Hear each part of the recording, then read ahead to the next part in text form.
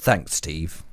It's been 10 years since I returned to this, my hometown of Manchester, and the contrast between this provincial outpost of Euroland and the metropolitan riches of the EU capital of Stockholm could not be more pronounced.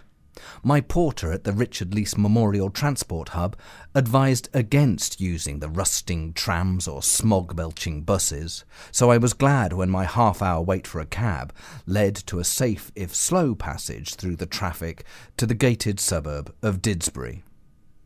The proud residents there are swift to tell you that their new yeomanry were only the fourth in the country to be granted a shoot-to-kill licence. They are less eager to tell you of their role in the Fletcher Moss camp clearance scandal.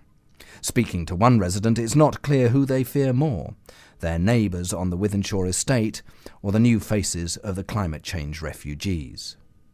The refugee townships that have spilled out from the original camps in Plattfields and Heaton Park struggle against both their poverty and the animosity of the ethnic Mancunians. The latest iteration of this can be seen in the crudely printed fly posters of the Manc Front advertising their next mass rally in Albert Square. Fugees beware, they bluntly proclaim. The creaking seams of what used to pass as local infrastructure are plain to see. The lack of investment in stormproofing and rain capture, the pitted roads or the privately run security marshals who have now fully displaced the police. Or the sight of desperate commuters riding the roofs of dilapidated trains. Another place that my Didsbury hosts pressed me to visit is Fortress Dumplington, the safest place to shop in the north, or so its advertising claims.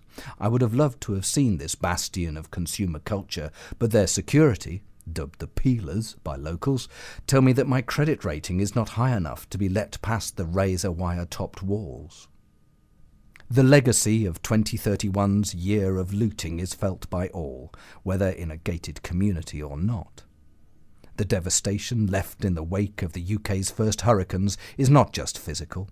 The paranoia from all quarters leaves you with an inescapable feeling of being in a fractured society.